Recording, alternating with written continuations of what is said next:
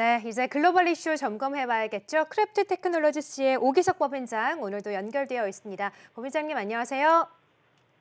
네, 안녕하세요. 크랩 테크놀로지스의 오기석입니다. 네, 한국은 정말 더운데 홍콩도 많이 덥습니까?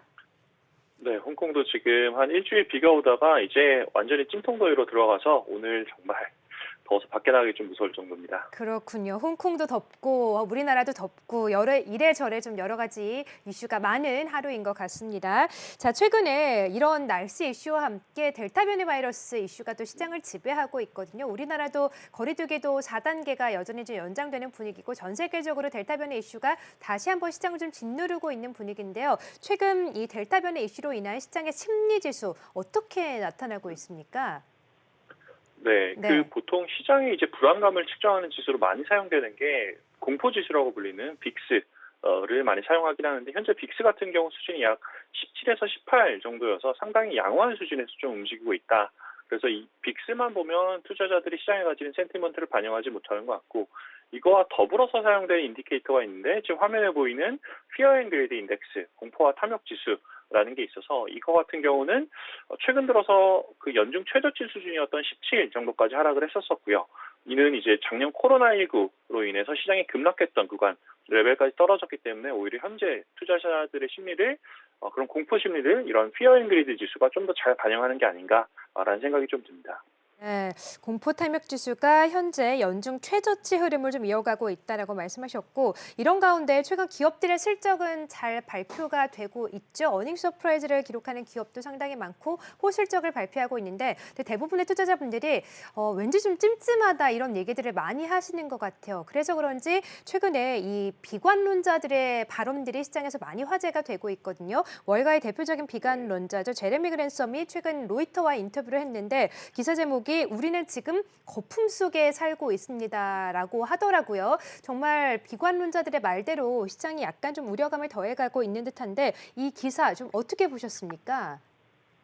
네, 네. 제레미 그랜덤 같은 경우는 이제 월가의 대표적인 비관론자 중에 한 분이시고 최근 이제 말씀하셨던 것처럼 로이터에서 전방위적인 거품이 주요 자산군에 다 있는 것 같다라는 이런 이제 얘기를 하셨고 이러한 상황에서 이런 발언이 또 현재처럼 투자자들의 불안감이 올라가 있는 그런 상황에서 발언을 하시다 보니까 주목을 좀 많이 받고 있는 그런 상황입니다.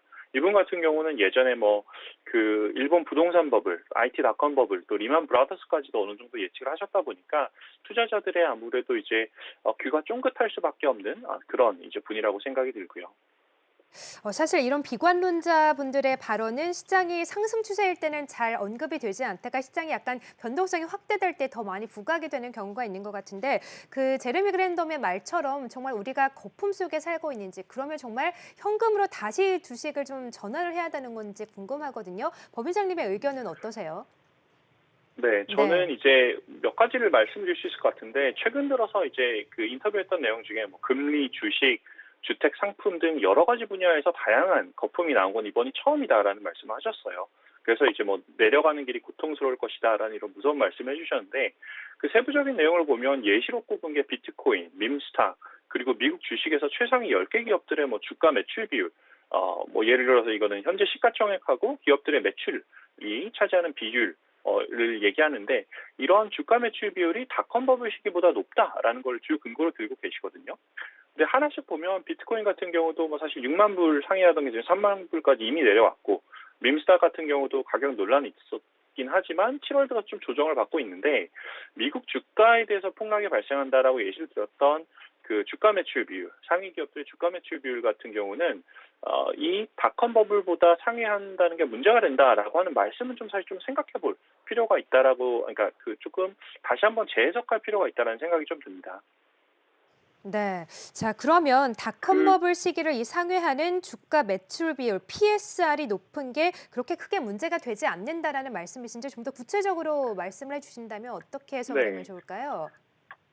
네, 이제 주식 같은 경우는 매출도 중요하지만 결국은 이익이 가장 중요하거든요. 그래서 이익이 얼마나 건전하게 나오는지, 또 성장하는지가 이제 가장 중요한 게 되는데, 그 실적 시즌 같은 경우는 영어로 얘기하면 또 어닝 시즌이에요. 그래서 결국 이 기업들의 이익을 보는 그런 시점이 되는데, 지금 미국 주요 기술 기업들, 이제 PER 같은 경우는 대형 빅테크들이 등장하고 그 빅테크 기업들이 가지고 있는 독점력을 바탕으로 지속적으로 낮아져 가고 있어요. 이게 PSR은 상승하고 있지만 PER은 하락하고 있다. 지금 보시는 것처럼 아마존이라든지 혹은 이제 구글이라든지 미국 초대형 기술주 기업들 같은 경우 모두 PSR은 상승하지만 퍼는 하락하고 있어서 어떻게 보면 조금 더 펀더멘탈하게 보면은 기업의 밸류에이션이 오히려 낮아지고 있다라고 반대로 해석도 충분히 가능하거든요. 그래서 기업의 이익이 견조하게 나오기만 한다라고 하면 주가는 얼마든지 정당화될 수 있다라는 생각이 들고 제 개인적인 의견으로는 뭐 제레미 그랜덤님이 시장을 비관적으로 보는데 유용한 지표를 좀 선별해서 사용하신 게 아닌가라는 생각이 들고 또 하나 더 말씀드리고 싶은 건 이분 같은 경우는 작년 7, 8월부터 이미 꾸준하게 시장에 대해 비관론을 이제 이야기해 오셨어요. 그리고 거의 1년 가까이 지금 틀려 오셨던 그런 상황인데 그렇다고 하더라도 이런 대가의 이야기를 그냥 흘려드릴 필요는 없고 단기적으로 시장에 충격이 발생할 가능성은 배제하지 말고 좀 분산화된 그런 포트폴리오를 구성해 나가는 지혜가 필요한 게 아닌가라는 생각이 듭니다.